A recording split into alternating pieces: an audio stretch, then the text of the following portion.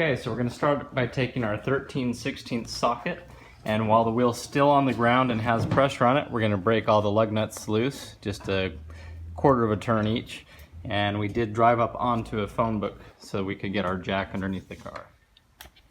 Okay, so we've lifted the car into the air, and we put the jack a little bit farther forward, and so that's where we want to lift us back here so that you can put your jack stand in place. So next we're just going to remove the rest of the lug nuts. Next, just remove the wheel. Okay, next we're going to remove the brake caliper and set it aside, and you don't want to hang it by the line, so make sure you have something to set it on or zip tie it up in here.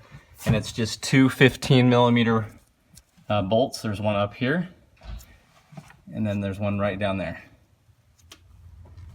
Okay, so with those two bolts removed, you can remove the caliper and set it aside.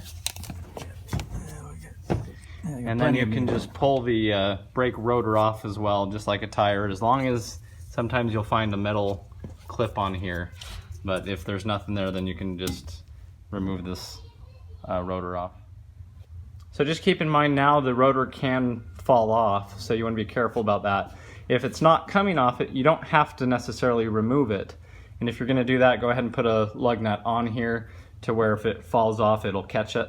And but you can leave this on here. Just if it comes right off, it's probably easier to take it right off and have more room to work.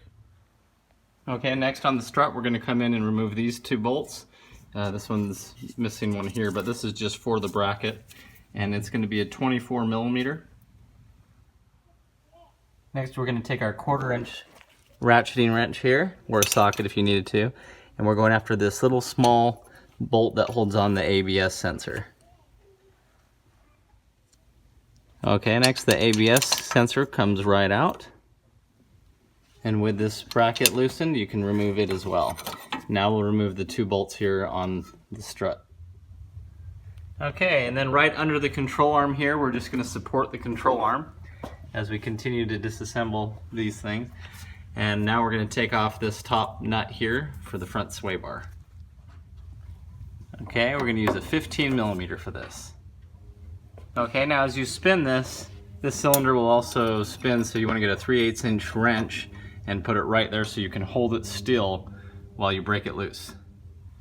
Okay, so as you remove this nut, you can now pull off this little bushing here. And then as we lower the control arm, it'll just come out from the sway bar. So now we're going to finally remove these two bolts here, and remember, we want to make sure that our jack is supporting the control arm right now.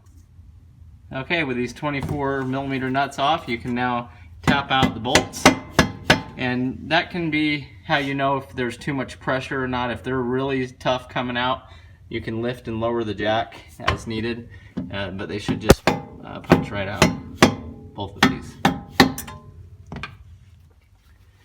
If it helps, you can use an extension to tap this bolt out.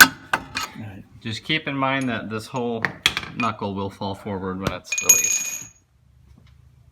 Okay, so with everything disconnected, now we can lower the control arm with the jack, and we may have to push down a little bit too. This car already has lowering springs on it, so that spring will likely just pop right out.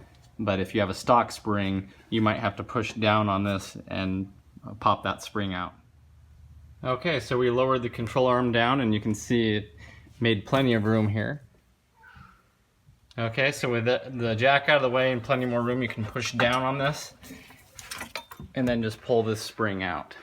Now keep in mind the flat part of this spring goes on the top, where there's also normally an isolator or a little rubber bushing.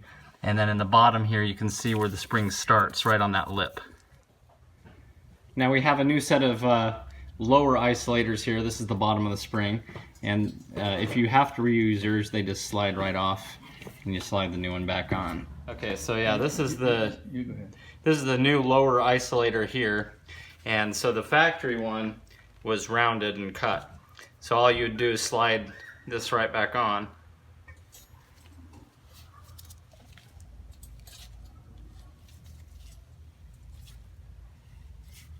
There you go. So just slide it till it pretty much comes on right about there. And so now the top isolator part just sits right on the top here, and you're going to feed this in first and then put the spring into the lower control arm. And so what Eibach's specific instructions are, we even call them to verify, is they want you starting the spring between the two weep holes here in the bottom here. So even though you can see the lip here where the spring starts, they recommend that you set it here and then lift on it, and it will likely seat into there. But that was the specific instructions that they gave us. So that's what we're going to do, is put it right here between the two weep holes is our starting point. And we put it on the top first. So we put the spring in and then down. Now all we're going to do is lift it back up. And as we lift it up, we just have to guide our sway bar link back through the sway bar, and then line up our knuckle here back into the strut. So what we did is we pushed on this as we lifted with the jack so that we could guide this right back up into the sway bar.